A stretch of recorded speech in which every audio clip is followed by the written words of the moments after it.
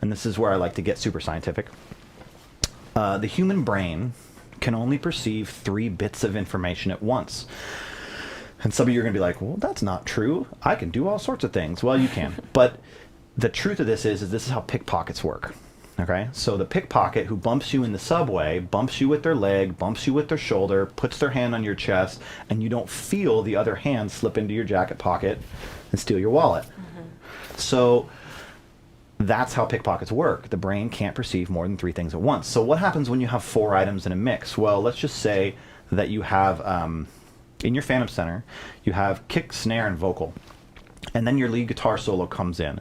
What happens is the brain sums the lowest 2 values so that you can perceive 3 things again, because it's too much information. So when we look at a mix and we're considering both of these concepts, that the brain can perceive only 3 things at once, and it will sum groups into 3 things to minimize information. It's easier to process groups like that. Then you think about phantom center. Let's go back to the speakers. When you're looking at the cardinal pan positions, historically on consoles we had switches that were LCR. This is before the pan pot existed, and it literally was left speaker only, both speakers, right speaker only, and this is where this whole thing came from. And it was powerful because you could build what I like to call the back in black mix, which is electric guitar, vocal, snare, kick, bass, electric guitar. And when you listen to Back in Black, you have a lead guitar that lives up here on the right side, so it goes ba da-na-na, da-na-na, guitar fill up here, da na-na-na, na-na-na, da-na-na-na-na. And this back and forth concept that plays out right here gives your brain new information on a side, which is interesting. If that riff happened on both sides simultaneously, there would be no difference between the bump, ba-na, ba-na, ba-da-da-da-da. It would just be sloppy, because you need that interplay between the sides to create both stereo effect, wideness, and general interest. So to get back to that, the human brain, the general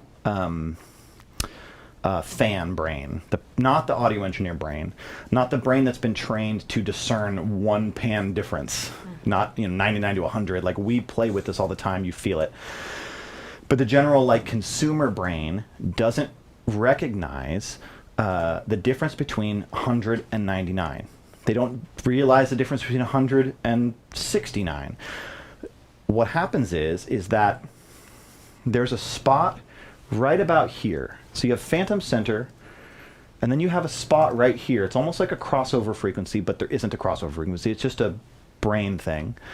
And that starts at 40 degrees off center.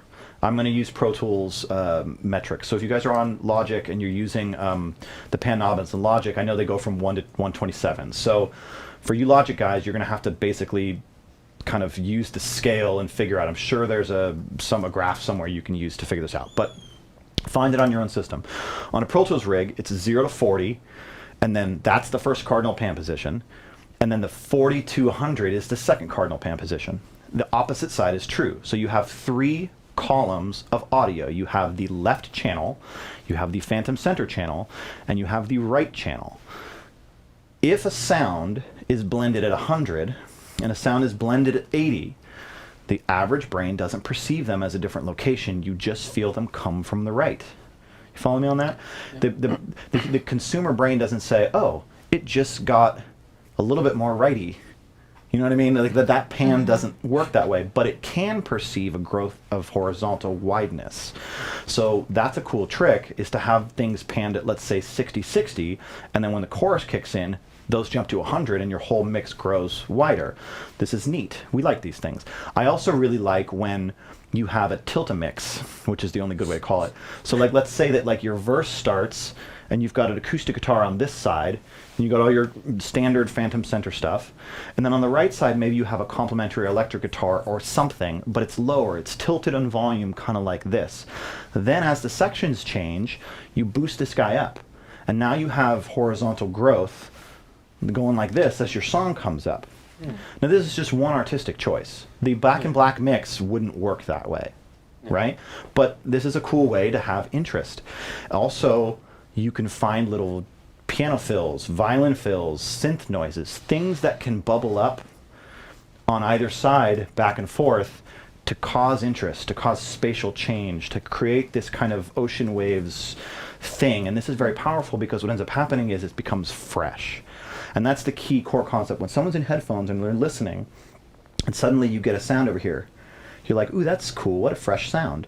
And your attention gets drawn to the left, and then suddenly something comes from the right, and you're back to the right, and you're back to the left, and you're back to the right. And this creates a bubbling, ebbing, boiling, flowing, magic thing that happens as your mix goes down the pipeline, and not just a boring wall of sound happening. It's the reason why Back in Black only has the lead guitar on the hard right side. So go listen to Back in Black on the break and listen to this and pay attention to this, how even though this lead guitar is not taller than the electric rhythms, it's actually just kind of thinner and above, but that little bit of bubbling up interest creates a dynamic that makes the song so special. So back to the perception of the three towers. Yes, we're going to grow width, and that's super cool. But at the same time, we can use that to our advantage, because things that should be on the left, if you stack them against each other, sometimes you get frequency rub. So even though you are considering an LCR mix, which most of you should, pardon me, it doesn't have to be hard left and right. Sometimes you can avoid EQ by just splitting something. Maybe it's 180, and then you use your fader volume to adjust like how much change is happening in the section that follows. So maybe in, if it's electric on the outside and acoustic just inside of it, maybe the verse is like this and the chorus kicks up and you just kick the volume up in this. Shouldn't we use a stereo widener? Why would you use a stereo widener when you have a stereo widener on your volume fader? Just pull the fader up, right? I want my mix to be wider. Okay, then I would tell you that the electric guitar on the far left and the electric guitar on the far right need to be different guitars, literally different guitars, so the harmonics are different, right? Instead of jumping to phase, phase enhancers, what about a phase rotator like the UAD IBP? What if you took this acoustic guitar and you slightly rotated this acoustic guitar so it's no longer in phase and they will not blend? That would make them seem way wider, right? So psychologically, we can use the lack of blending, right? Because if something's perfectly in phase with each other, it's going to blend. But if it's not in phase, it won't blend. In fact, it'll stick out. That's where you get comb filtering. So to avoid comb filtering, just get rid of it. But if they're not in phase with each other, they won't sound like the same beast. This is why we like doubles that aren't perfect. When something is vocal line to death, it sounds smaller. It doesn't sound wider, right? This is why we use pitch effects to subtly tweak the pitch on the hard left and right, just 3 cents, like the Dimension D or something like that. So all it's doing is putting a fake doubler on it, and then it's adjusting the pitch. Try that on a slap delay. Pitch up one side, 3 cents. Pitch the other side down, 3 cents.